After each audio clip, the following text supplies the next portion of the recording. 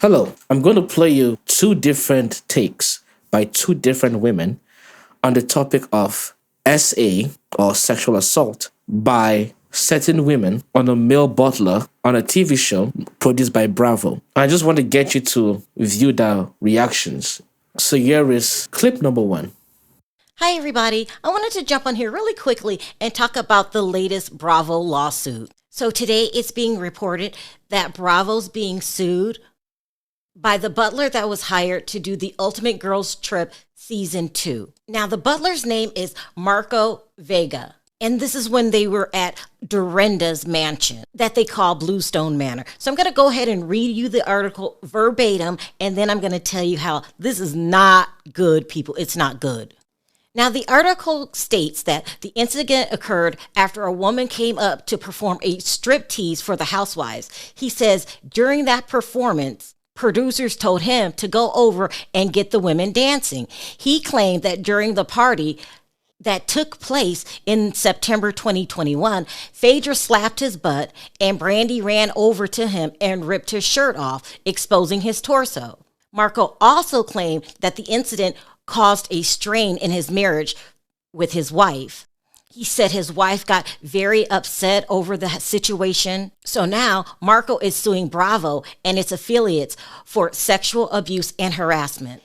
He claims that the network has a pattern of encouraging the housewives to engage in sexually inappropriate behavior, and he is reportedly seeking punitive damages. Now, to be quite honest, people, this is a money grab. I mean, this is so ridiculous, it's not even funny. I mean, it really seems like it was just horseplay, just silliness. Phaedra's always talking about butts. Remember from her season on Atlanta, she even did a workout video, called it Donkey Booty or something ridiculous like this. And Brandi's always doing inappropriate things. But is this a case that I think he can win? I do. Let's reverse the roles for a little bit. If there were a group of men that came over and start smacking my butt and trying to take off my shirt, oh my gosh, all hell would break loose. Because whether you're joking or not joking, keep your hands off of me. Like some people wouldn't mind. I mind. Leave your hands off of me.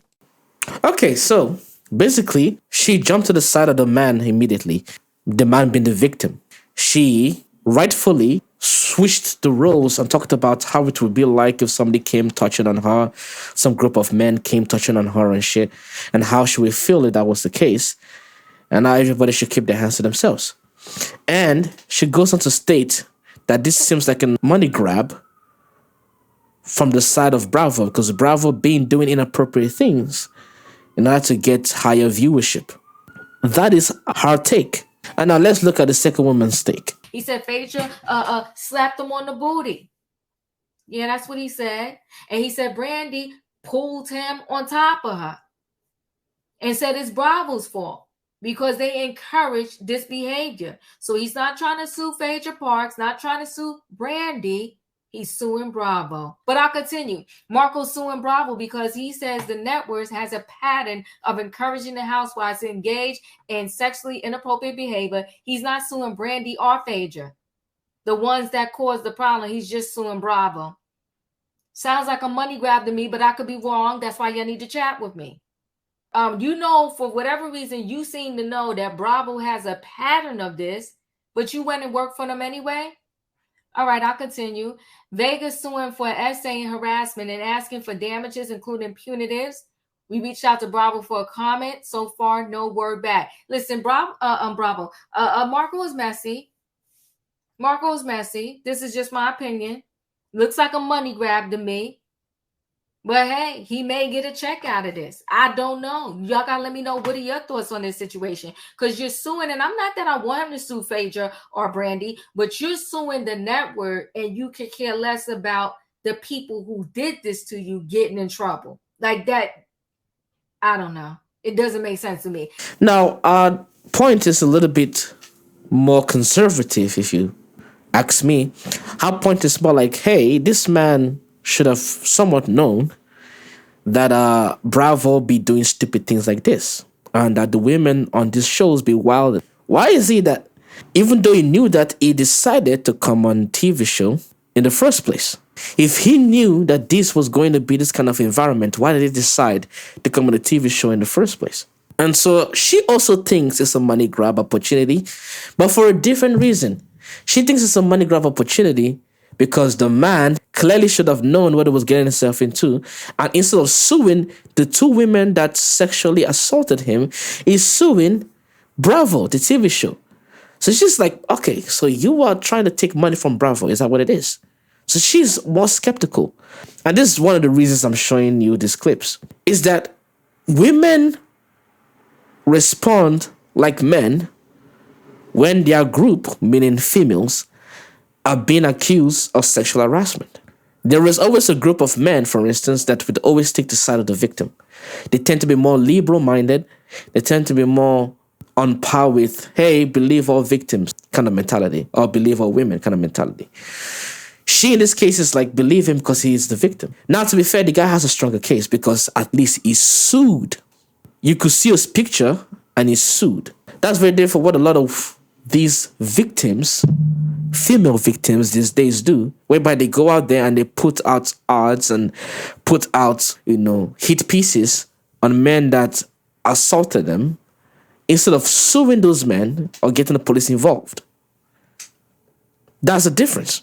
So they tend to be more focused on character destruction and sympathy points than actual provision of evidence or putting your money where your mouth is and suing. So that being said, who is in the right and who is in the wrong?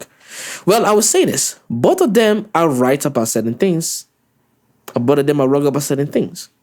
The first woman is right on the fact that, hey, this is serious. And she's right in the fact that she kept the women accountable and the network accountable without having the bias placed against the man because she's a female and without downplaying the story. However, where she's wrong is that she assumed immediately that the man got sexually assaulted. That's the main assumption she made. Because the man might be lying. Let's be 100% honest. Just because the situation is flipped doesn't mean the man is not lying. It's quite unlikely that he's lying because he actually sued and because men, at least for now, rarely lie about sexual assault, at least for now. But she decided to jump on the idea that he was telling the truth immediately. That's a more liberal mindset. Now, for the second woman, the part she did that was wrong was immediately have this vitriol against the guy that is doing it for profit. And to me personally, I feel this is because it's reversed. Because she didn't really even hold this woman to any kind of accountability that much when I viewed the video. And she was more like, it is what it is kind of mentality. But even though she did acknowledge that men do get sexually assaulted, but the fact that she had no input on what was wrong on the female sides, the two women that allegedly sexually assaulted him, she immediately jumped into the situation whereby she started what? Criticizing him for his actions. So she didn't even really take his accusation that seriously in the first place, which a lot of women like to call out men for not doing. Now, what she did that was correct was she didn't just accept that he was sexually assaulted, because he may not have been. At the same time, she didn't even deny that he was sexually assaulted. What she mostly did was talk about his ulterior motives. And that was correct. His ulterior motives may be wrong. It may be a cash grab from a massive company that you knew was going to fuck around in one way or the other. And so you decided, knowing what the company was capable of, to infiltrate that company and then sue people when you knew what was going to happen. So she was more on the rational side of, okay, look, you went to this company. You didn't seem to do your homework, apparently.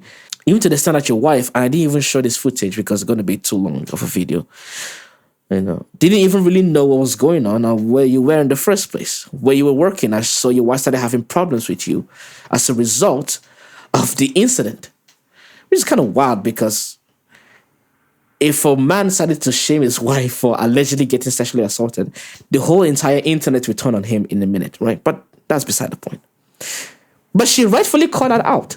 She was rightfully skeptical because he shouldn't just believe everything, right? He should be skeptical.